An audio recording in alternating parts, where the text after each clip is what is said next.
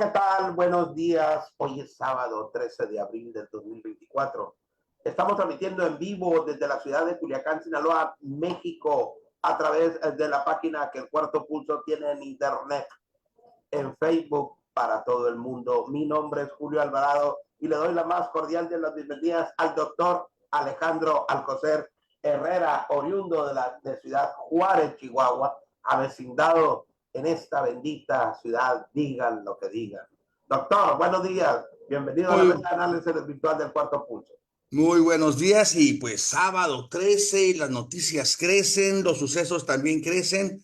Tenemos que ver qué nos está pasando. México está cambiando cada día más. Y obligados al análisis de la cosa pública, toda la información que se genera en el decurso de la semana es analizada por nosotros precisamente cada fin de semana, los sábados, y el día de hoy, como ya es costumbre en el Cuarto Pulso, abordaremos dos temas.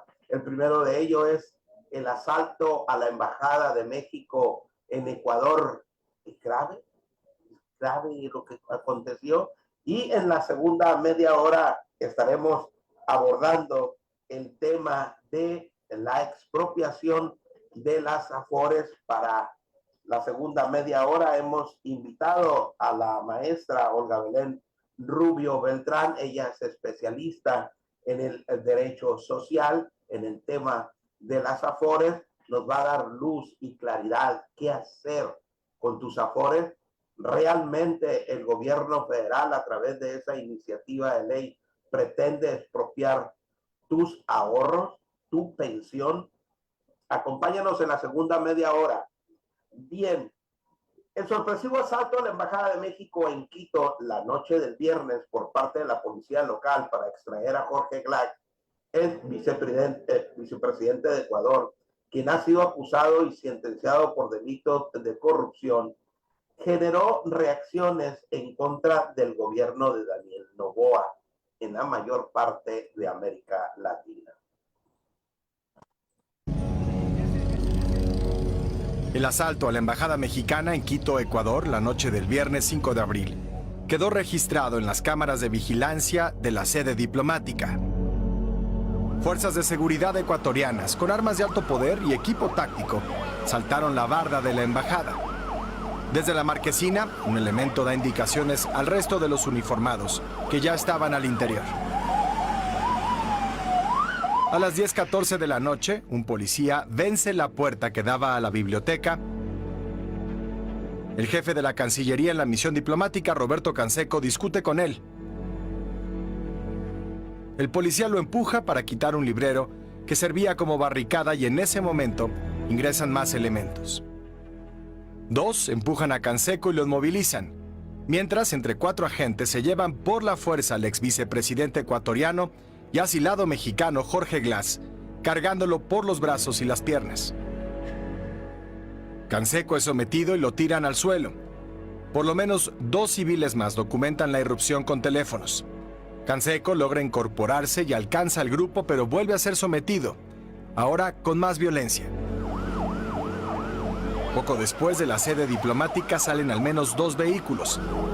En uno va el ex vicepresidente Jorge Glass. Roberto Canseco insiste en la calle, intenta impedir que se lleven al exfuncionario, pero es sometido y violentado en plena calle por otros agentes de seguridad en el momento que desde el viernes le ha dado la vuelta al mundo. ¡Esto no es posible! ¡No puede ser! ¡Es una locura! ¡No hay ningún fundamento para hacer esto! ¿Eso previo? ¡No! ¿Esto pueda pasar? Esto es totalmente fuera de toda norma. Y sí, realmente es una locura. No se justifica por ningún motivo el allanamiento del que fue objeto la Embajada de México en Ecuador. Pero a ver, doctor, pongamos en contexto la problemática. ¿Por qué derivó en estos hechos al asalto de la embajada en México? ¿Qué fue? ¿Cuáles fueron los antecedentes de estos hechos? Pues como ocurre casi siempre el presidente Andrés Manuel López Obrador, aunque prometió que no iba a tener injerencia en los problemas de los otros estados, de los otros países.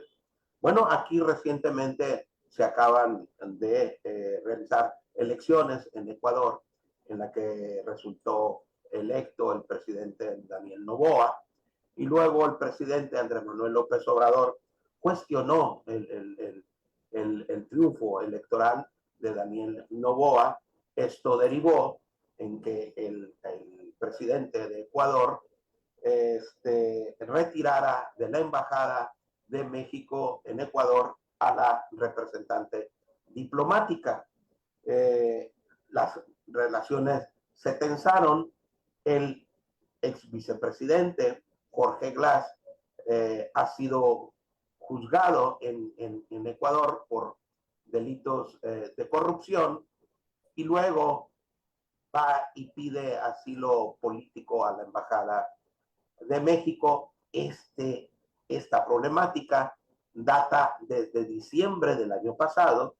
Desde diciembre del año pasado, Jorge Glass estaba en la embajada de México en Ecuador, y a través de los diálogos que se agotaron para que fuera entregado a las autoridades ecuatorianas, bueno, es que Daniel Noboa toma la decisión de allanar la sede diplomática de México en Ecuador.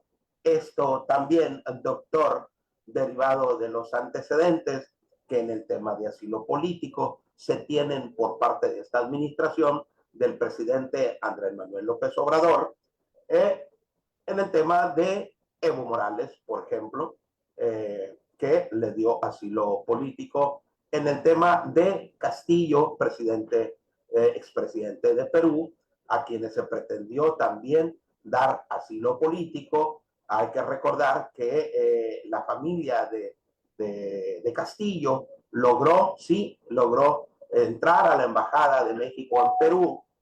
Quien no lo logró fue precisamente el expresidente Castillo. Y bueno, las familias de fueron trasladados a México y le dieron asilo político. El expresidente de Ecuador, doctor Correa, está asilado en Bélgica, habiendo sido juzgado en Ecuador también por delitos de corrupción y sentenciado por delitos de corrupción. Es asilado en Bélgica, y bueno, sabemos de que muy continuamente viaja a la Ciudad de México y no pasa nada, doctor. Entonces, no estoy justificando, por supuesto, a Daniel Noboa. Es a todas luces reprobables, pero bueno, hay un antecedente, doctor, que pudiera indicarle al actual presidente que en este caso, como en los otros, se iba a generar la impunidad, porque la sentencia que había recibido Jorge Glass pues no se iba a cumplir. Adelante, doctor. Así es. No hay justificación. Hay que decir las cosas como son.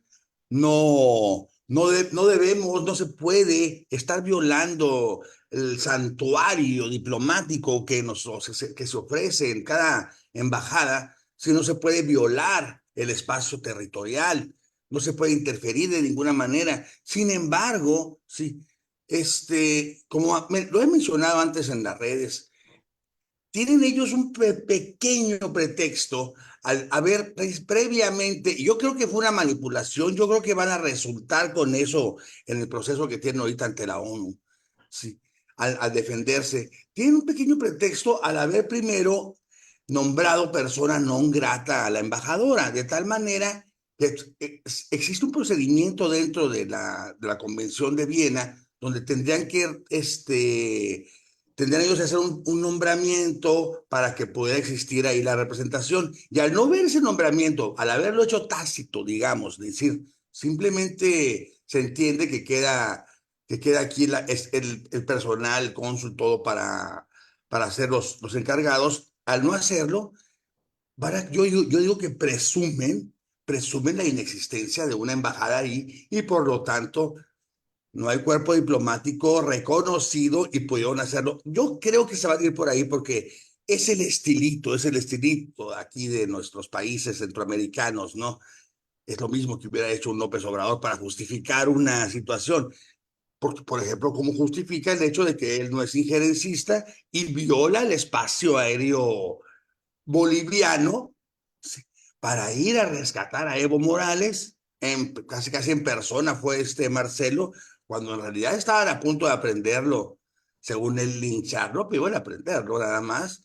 Y cómo se dice mucho, se repite mucho, cómo inclusive convenció a Castillo, a Pedro Castillo, de dar el golpe de Estado.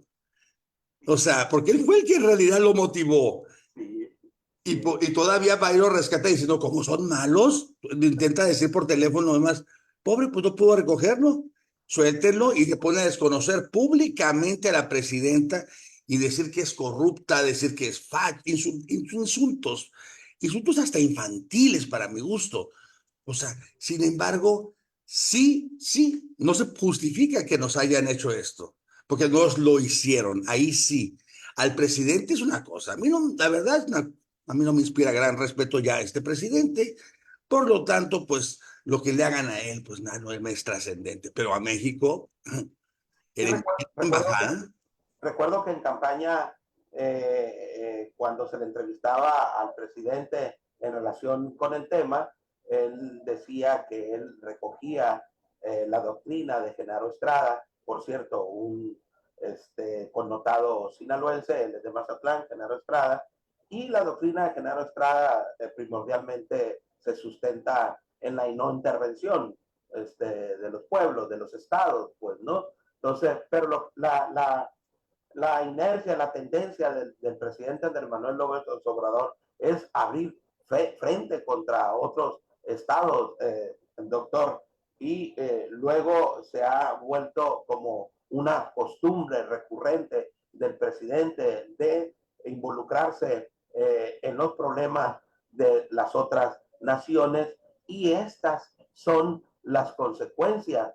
En el caso de Evo Morales, no había sido todavía, doctor, sometido a un juicio que lo llevara a una sanción, que lo condenara a una sanción por los delitos imputados. En el caso de él fue que se pudo lograr el asilo político a través de las instancias diplomáticas, aun y cuando Bolivia no lo quisiera. Estaba dentro del marco legal. Aquí lo que se dice en base al derecho internacional, doctor, es que en el caso concreto de Jorge Glass ya había un juicio con una condena, de suerte tal que él no era aspirante al asilo político. Aún así, los mexicanos, los funcionarios diplomáticos en la embajada de México en Ecuador encontraron una figura jurídica al que denominaron huésped diplomático, pues, ¿no? Entonces, esa figura no existe, y ellos, pues, bueno, la idearon para tener argumentos, respaldo, para que Jorge Glass continuara en la embajada de México mientras encontraba los mecanismos necesarios para que abandonara el país y fuera enviado a México. Pero bueno, la cuestión aquí es que Andrés Manuel López Obrador ha venido involucrándose ya abrió otro frente con Argentina, con Milei, en fin, es una inercia, una problemática que lo lleva a esta instancia. También creo que Daniel Noboa pues actuó violentando todas las normas del derecho internacional y del convenio de Viena, como bien citas, doctor. Así es, y bueno, voy a ser muy mal pensado. Sí. ¿Qué pasa si en realidad el conflicto se eleva a un conflicto armado, supongamos? ¿Sí? Evitemos más allá de calcular quién gana, quién tiene más fuerza. No, no, no, no, no, no. Simplemente, políticamente, jurídicamente, ¿cuál es el estado del país en este momento? Pues es un estado de alerta, es un estado de emergencia. Sí, y las elecciones que están a la vuelta de la esquina, pues tendrían que suspenderse temporalmente. A ver, ¿qué hubiera correspondido al gobierno ecuatoriano en estas circunstancias? Creo que romper las relaciones diplomáticas con México, doctor, y a Así, mí me parece que quien más pierde con este conflicto, sin duda alguna, es Ecuador, por la relación comercial que tiene con México, un socio muy, muy importante en las exportaciones de Ecuador con México, doctor. definitivamente. ¿Y cómo se resuelve esto? Vamos a ver. Yo la verdad lo veo muy fácil. Una disculpa. Una simple disculpa porque no hay otra manera. Con dinero. Ok. Hay una demanda, una compensación que se perdió. Porque no van a revolvernos. No, no van a soltar a Glass. No lo van a decir, bueno, ténganlo. Ahí está. Ahí está mi prisionero, cuídenmelo. Ahí se los encargo. Claro que no. Sí. Es una disculpa y eso va a terminar siendo. Imagino que está valorando ahorita Glass la manera de que lo haga o no lo haga, sí, pero está siendo presionado por otros países a los cuales se les va a olvidar con el paso de los días, ni siquiera meses, hombre. Ahora, muy bien México por haber interpuesto esta denuncia ante la comunidad Eso sí. internacional. Sí, y muy bien la ONU al considerar una sanción ejemplar, ya salieron y adelantaron una sanción ejemplar para Ecuador, que sería hasta desafiliarlo, doctor, la OEA en este caso. Pues sí, pero no creo que se llegue a tanto, al no haber antecedentes precisamente de El Salvador. Entonces yo creo que va a ser precisamente Ecuador. el Ecuador, perdón, sí, sí, sí. Por cierto, el Salvador no apoyó a México como todos los demás países. Sí, están tratando ahorita a Bukele hasta de traidor y no sé qué en algunos espacios. Pero bueno, A ver, y sí. ahora, doctor, tenemos en América Latina antecedentes de violación a la sede diplomática, como en el caso hay que recordar que ahí todas las sedes diplomáticas tienen inmunidad, por eso es el cuestionamiento. Y sí, están en el pasado el asalto que se cometió a la embajada en 1981 en la sede diplomática precisamente del Ecuador en La Habana, en 1996 en la embajada de Japón en Lima, no sé si te acuerdas, por qué motivo, pues, ¿no? Fue cuando pretendieron, el Sendero Luminoso tomó la embajada de Japón y luego pues se tuvo que allanar en otras condiciones muy distintas a esta, por supuesto, en la que Japón autorizó la participación de las Fuerzas Armadas de Perú para liberar a rehenes que se tenían en la embajada de Japón. Recuerdo esos hechos en 1996 y luego está la del 31 de enero de 1981 en la embajada de España en Guatemala. Bueno, hay también sin duda antecedentes de este tipo de problemas en el mundo y nunca se había reaccionado de esta forma. Hay un antecedente en la que Irlanda toma una embajada en Inglaterra y Inglaterra no actuó de esa forma. Al final, la sanción fue romper relaciones diplomáticas con Irlanda y no tomaron este tipo de decisión de allanar una sede diplomática, doctor. Así es. En la tradición internacional puede haber incluso conflicto bélico, puede haber guerra incluso, y la relación diplomática sobrevive existiendo las embajadas, inclusive para poder negociar la rendición o la posible paz. En aquella que yo recuerdo mucho, es en el evento del secuestro del personal diplomático ahí en Irak, en la embajada estadounidense. Sí. Y lo recuerdo mucho porque aparte fue tan sonado que yo siendo en Juárez, teníamos contacto con Estados Unidos y tenían una estrella gigante prendida que toda esta ahorita. Desde entonces sigue prendida, nunca la apagaron. Sí, se convirtió en un símbolo navideño. Bueno, siempre fue un símbolo navideño y ahora se convirtió en un símbolo de Estados Unidos. Y fíjense cómo es desde esos tiempos que se busca que la relación permanezca. No hay una reacción tan inmediata, tan violenta, tan romper relaciones. Se me hace demasiado. Ahora bien, algunos declaran tener una guerra contra la derecha o la izquierda, según sea su polaridad.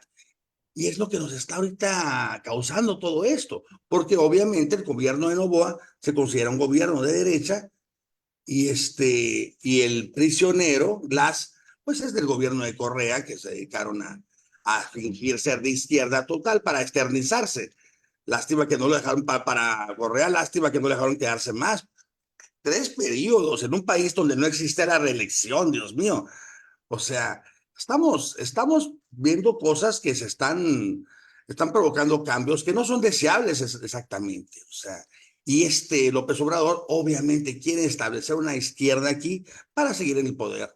Si no, si no a manera dictatorial, como yo sí lo veo, a manera de hacer un obradorato, de estar continuando con su poder y estar buscando la manera de sembrar esa corrupción.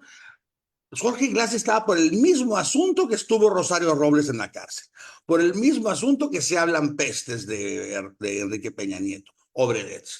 Eso es la empresa mágica, esos que llegan ahí los brasileños y nada más se ha provocado que precisamente se ventile toda esa corrupción que existe en todos los países, sean de derecha o sean de izquierda, la corrupción está en todos lados, sí, y este hombre no quiere verlo y está en su afán de convertirse en el líder protector de los países de Latinoamérica, que ya perdió, con esto ya perdió, ahora sí yo siento que toda la oportunidad, o bien, si la aprovecha, que lo que él busca vuelve a retomar esa oportunidad de convertirse en el gran líder de la República, porque también el Bukele es también loco, aunque me caiga bien en muchas cosas, de toda la República Bolivariana, cumplir el sueño de Simón Bolívar y convertirse en el líder de todos los hispanos de América. Conclusión, doctor, ¿quién pierde más con este conflicto diplomático? Pierde, obviamente como país, pierde Ecuador, es el que pierde más, aunque yo siento que es temporal, yo siento que no va a haber tanta trascendencia. Somos ya una humanidad olvidadiza, poco a poco tenemos una memoria más frágil y vamos a decir, ¿qué pasó el año pasado? O sea, no sé, y va a terminar siendo esto un recuerdo más, una lección para derecho internacional en algunas escuelas. Nada más se va a convertir. Entonces, ¿no sería una lección para Andrés Manuel López Obrador y que en el futuro tratar de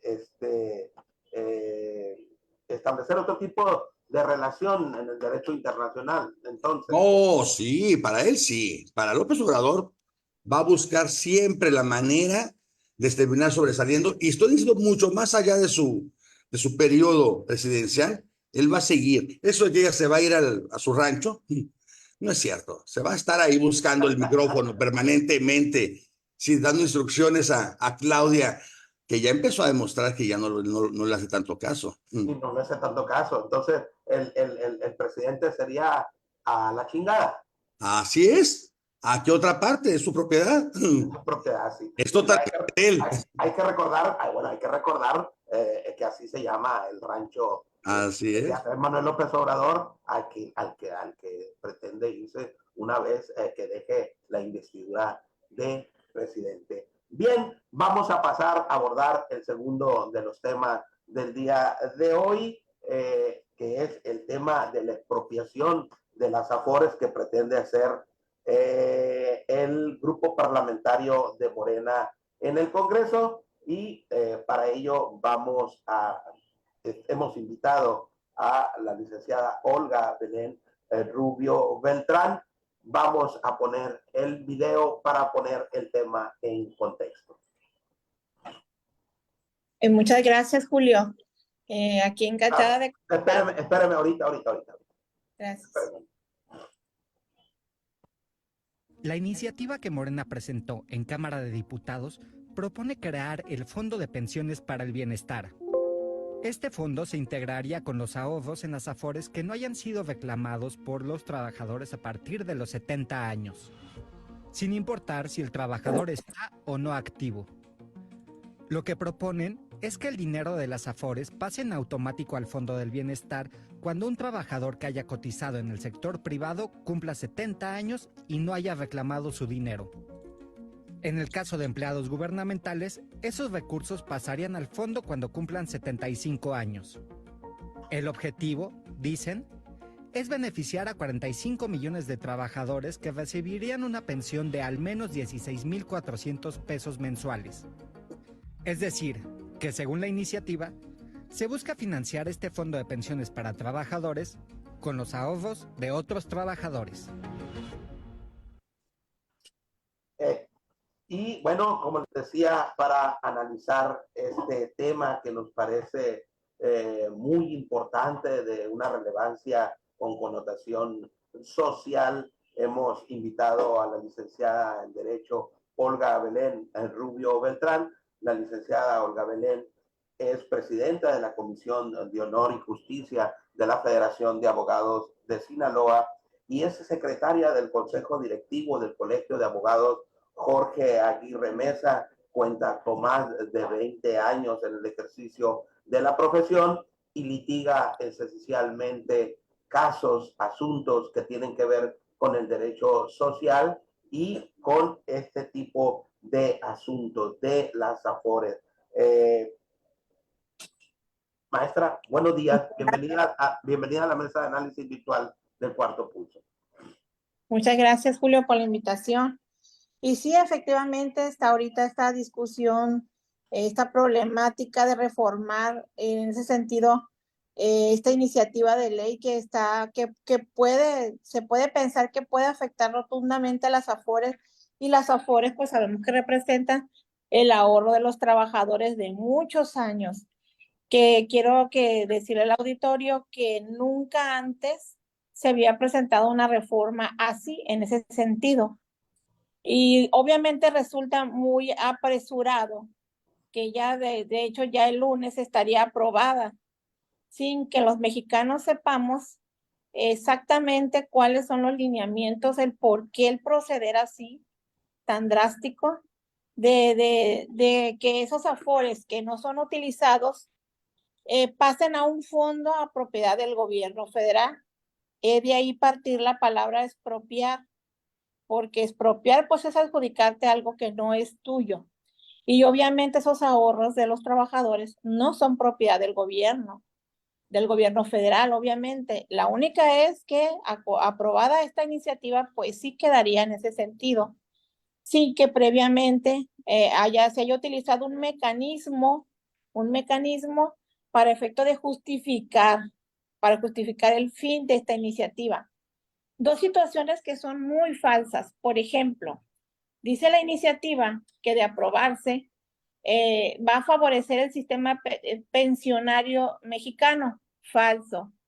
También de aprobarse, dice la iniciativa, que se van a financiar a todas aquellas personas que no alcancen pensión, se van a financiar con esta estrategia. Es totalmente falso, porque la iniciativa no comprueba ni acredita de ninguna manera que esto vaya a suceder. Al contrario, el sistema pensionario ya está estructurado así. Existen esas afores no reclamadas que quizá les sirvan de base al sistema penitenciario, al pensionario. Le deben de servir de base, por algo están allí. Les sirven de base. El quitarlos, trasladarlos a un fondo que ya no va a pertenecer al sistema pensionario, es allí donde redunda el riesgo y la incertidumbre de que cómo se van a manejar esos recursos, si los vas a trasladar a otro lado donde ya no van a pertenecer a ese sistema que quizá les servían de un pilar importante.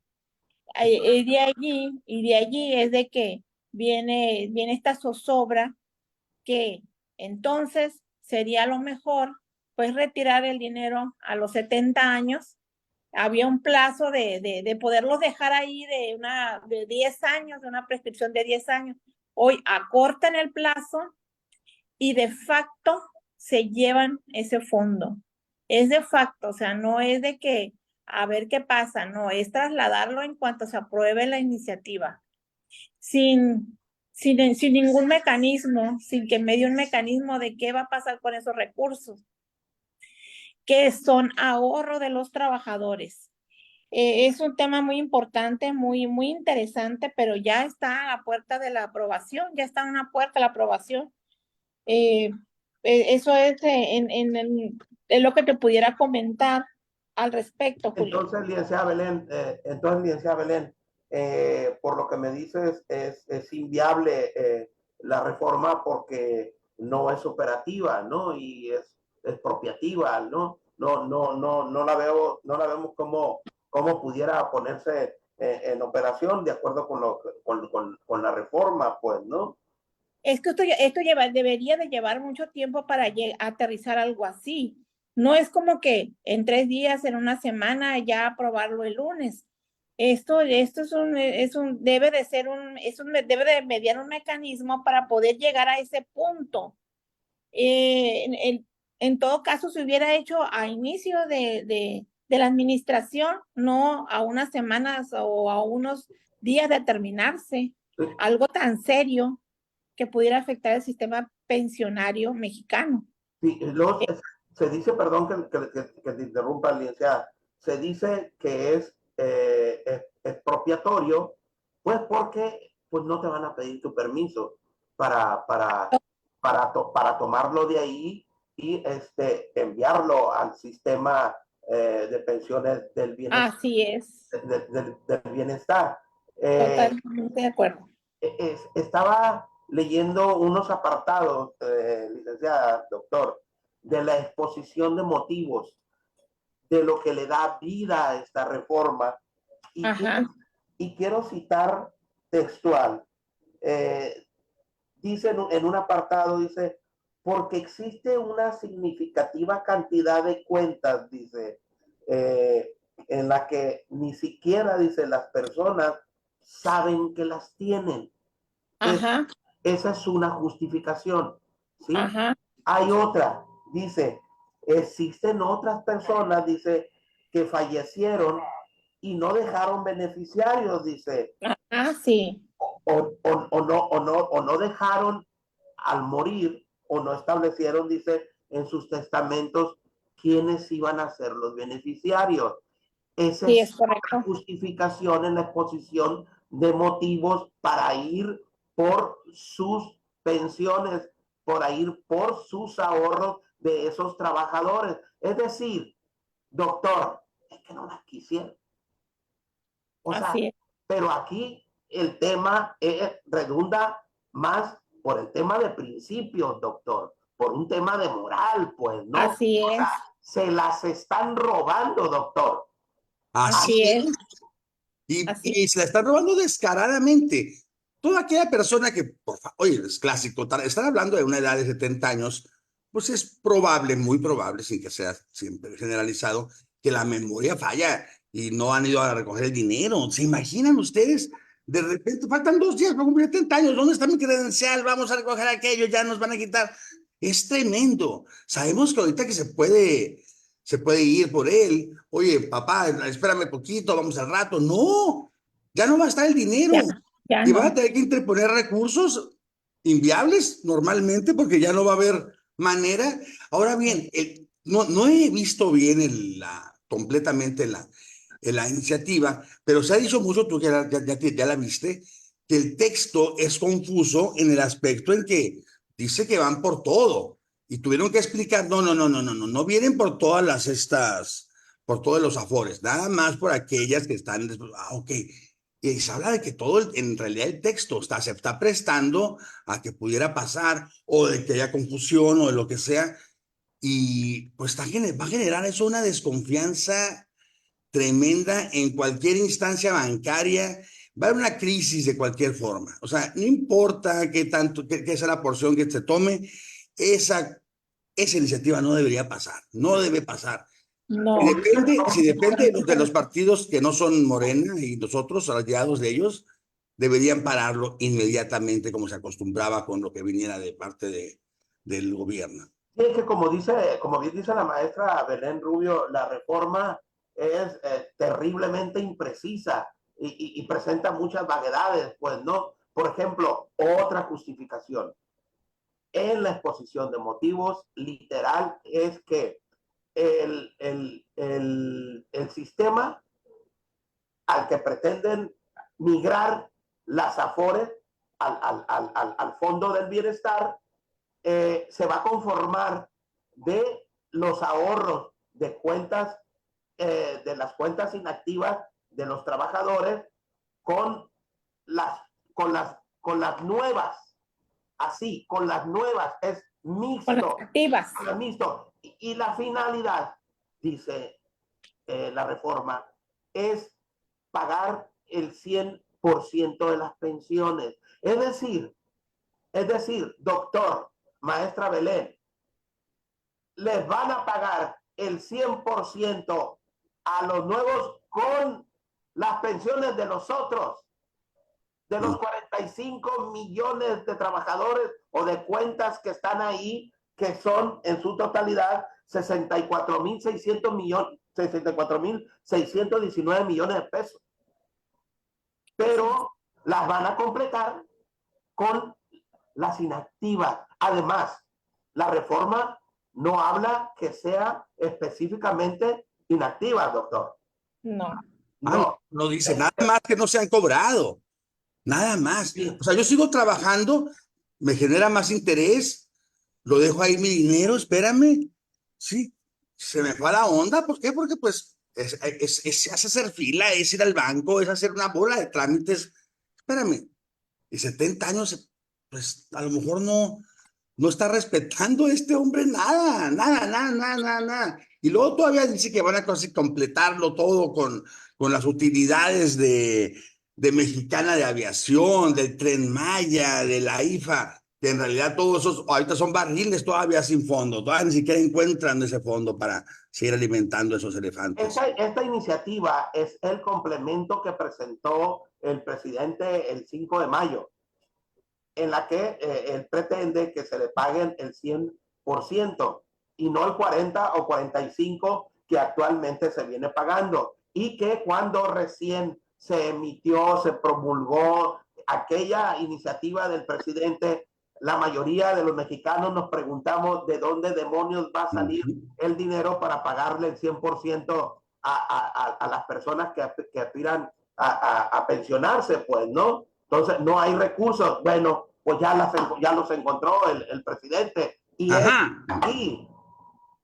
Sí, es como pensar, allá hay un disponible y me lo llevo. Es como pensar de esa manera. Sí. Me llevo ese disponible. Es lo único que hay.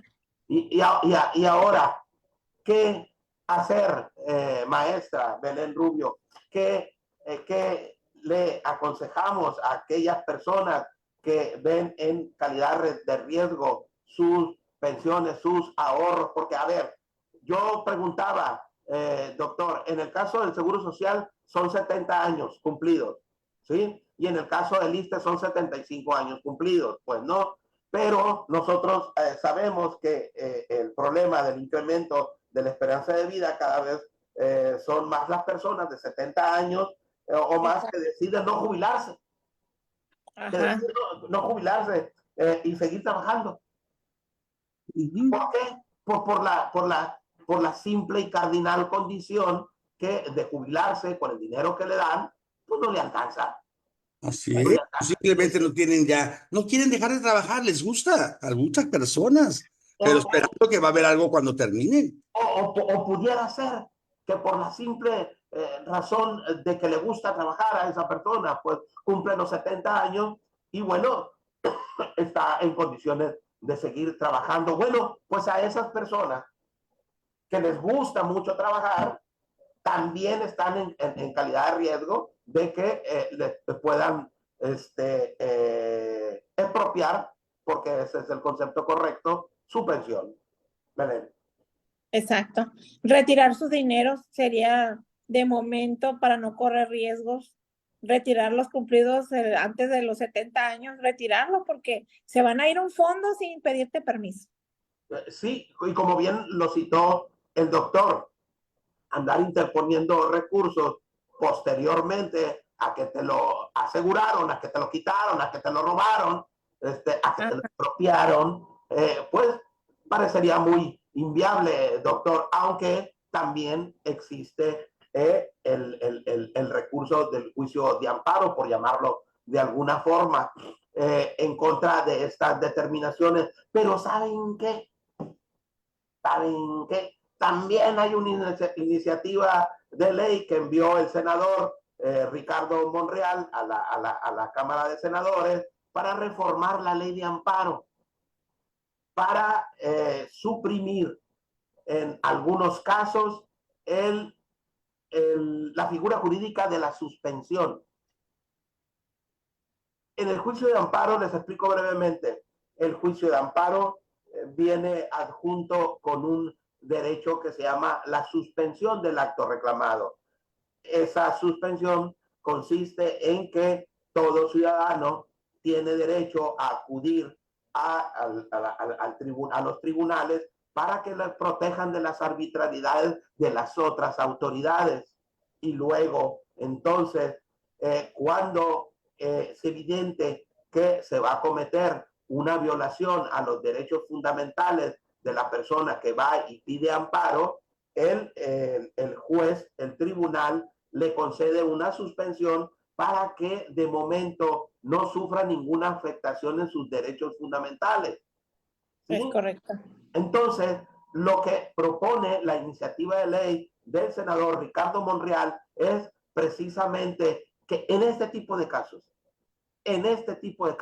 no opere la suspensión del acto reclamado con efectos generales. Cuando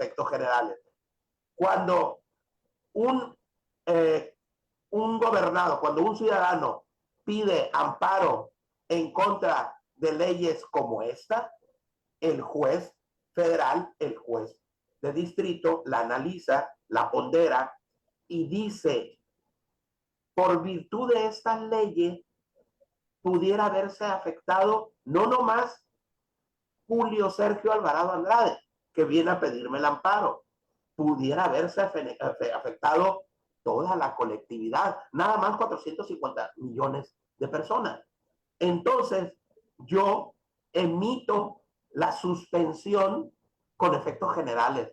Además de beneficiarle a Julio Alvarado, no se va a tocar a ningún otro quejoso, a ningún otro ciudadano que esté dentro del mismo marco en el que está Julio Alvarado. Bueno, cuando lo pide una sola persona en relación con este tipo de tema, se emite para todos.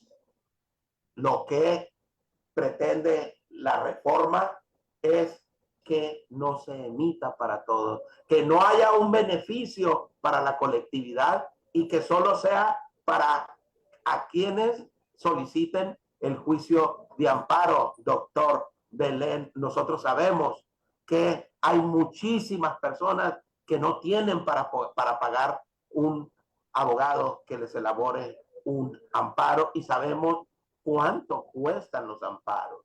Adelante, doctor. Así es. Hay que recordar, o sea, de hecho la nueva ley de amparo, que no tiene nada de nueva, fue una reforma básicamente, sí.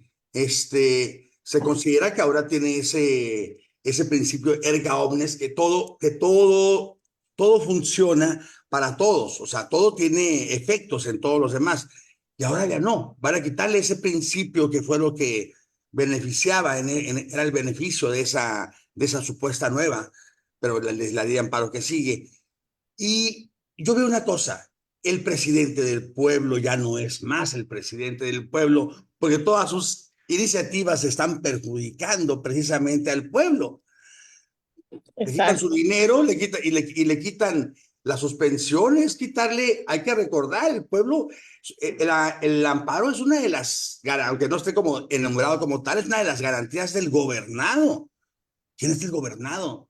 Es el pueblo, es el que es. O sea, aunque sea una autoridad en ese momento, sigue siendo el gobernado y sigue siendo el pueblo. Y a él se le olvida todo eso. La ambición es desmedida. Esas ganas de cumplir con cosas con las que no se pudo, con las que no se puede hacer, y mal pensandamente también tomar dinero que ni siquiera es suyo para usos hasta particulares inclusive. Sin, la verdad no me dan para pensar otra cosa. Estamos mal, está mal el gobierno y lamentablemente no hay manera de terminarlo más que esperando todavía hasta octubre para que se vaya.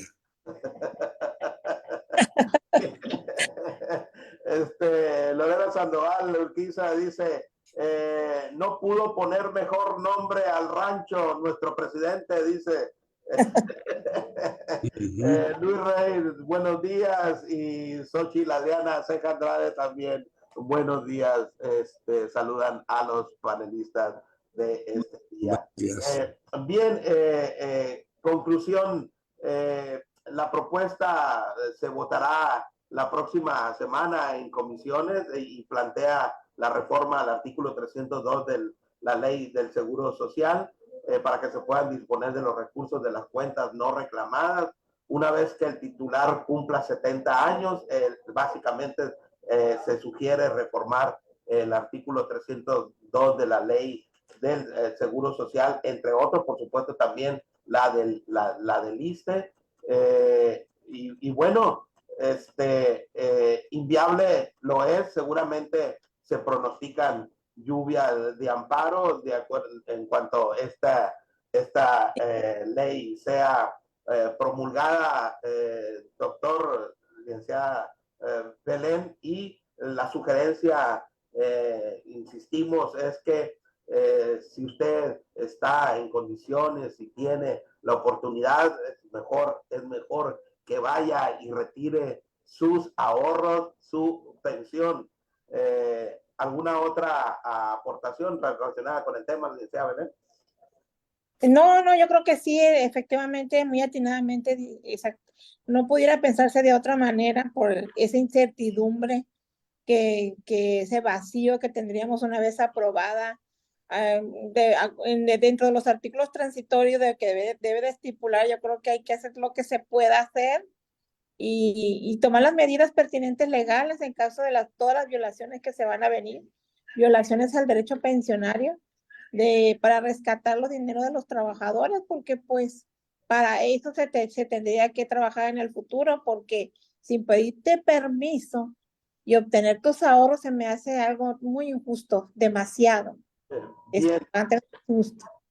El presidente escupiendo para arriba, doctor Alcocer, recuerdo que cuestionó mucho porque en el pasado, no recuerdo si en el sexenio de los panistas o de los priistas también hicieron, eliminaron un fondo de pensiones también, nomás que no recuerdo qué gobierno fue, pero dijera el presidente Andrés Manuel López Obrador, la derecha, que cuestionó mucho, que criticó mucho.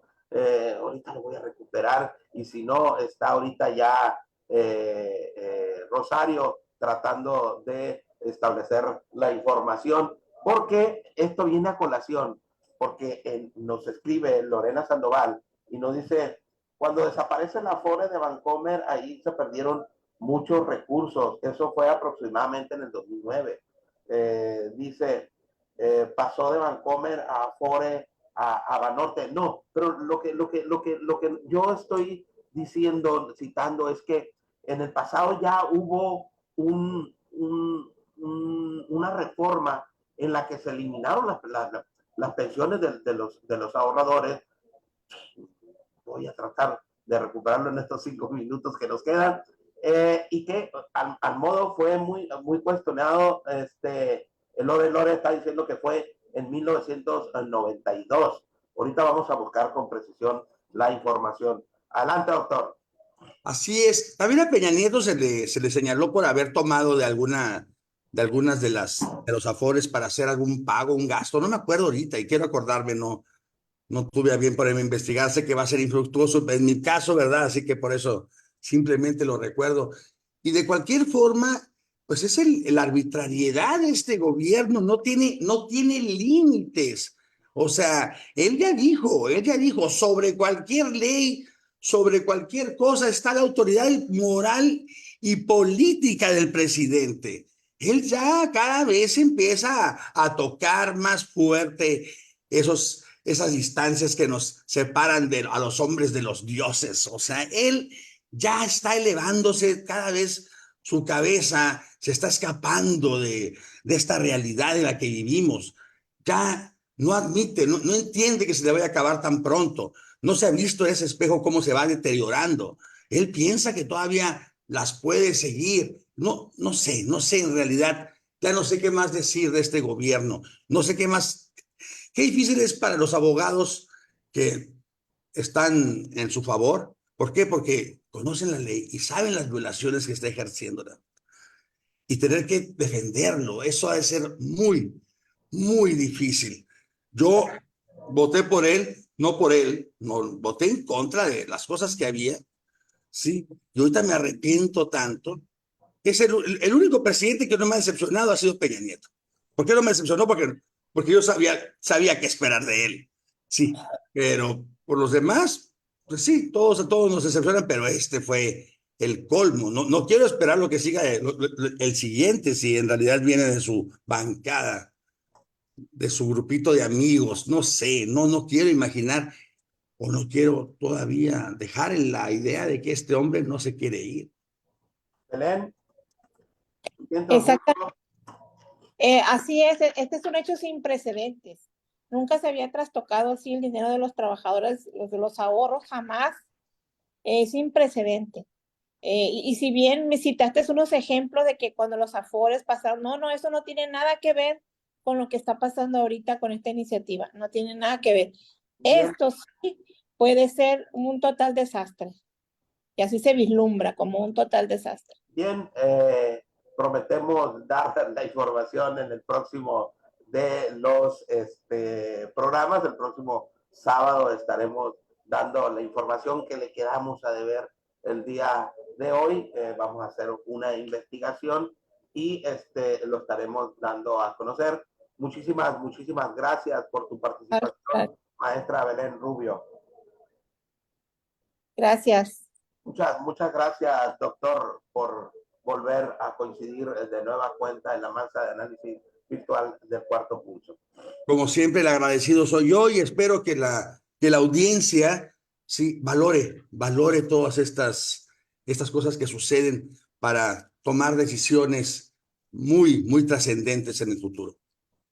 Muy atinada. Y darle las gracias a todos los que nos ven y nos escuchan sábado tras sábado, decirles que son ustedes los que tienen la mejor opinión. Hasta el próximo sábado. Muchísimas gracias.